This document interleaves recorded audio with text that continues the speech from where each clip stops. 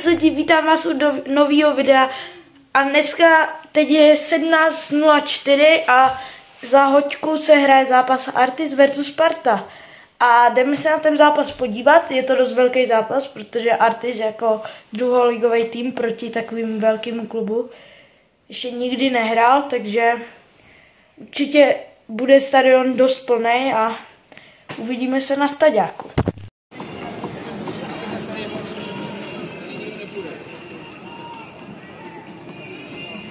Tady já tam mám lístek, tady na toto místo. Jo, já mám píčko asi.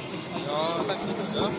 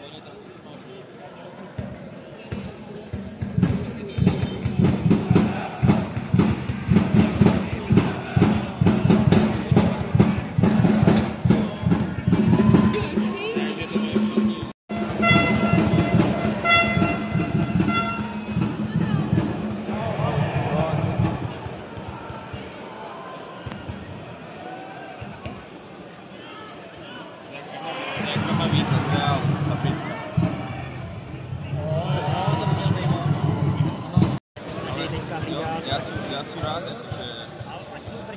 že ať má konkurence na protože víš, takhle to stále třeba, nevím, od té doby, když jsem tam byl od roku 2009, jsem tam byl, to je to stejný, takže tak to bude mít aspoň. Jo, ale Brno je dostatečně velký na tady, jako si myslím, že je to fajn na špici. Tím říkal, že ten, má dělat nějaký nový areál, kde má být pět udělek, 5 travnatých hřišť. Jo, chtěli by to mají, to budou dělat ještě dřív, než bude stadion, ale nevím teďka to lokalitu. Ale chtěli by mít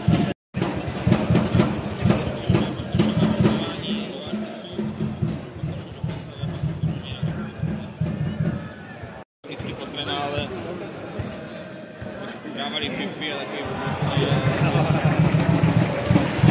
takové fotbalové koleje. Jo, to říkáš dobře, fotbalové koleje.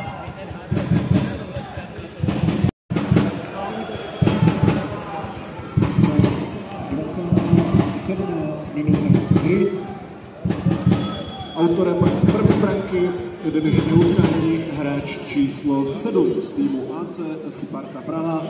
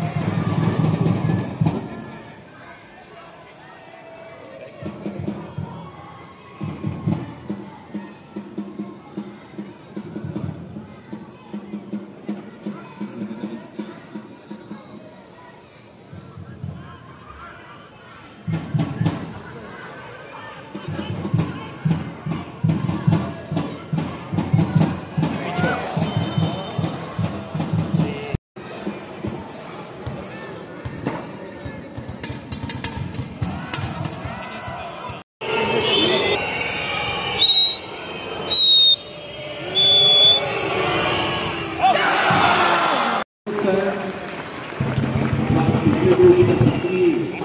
Petr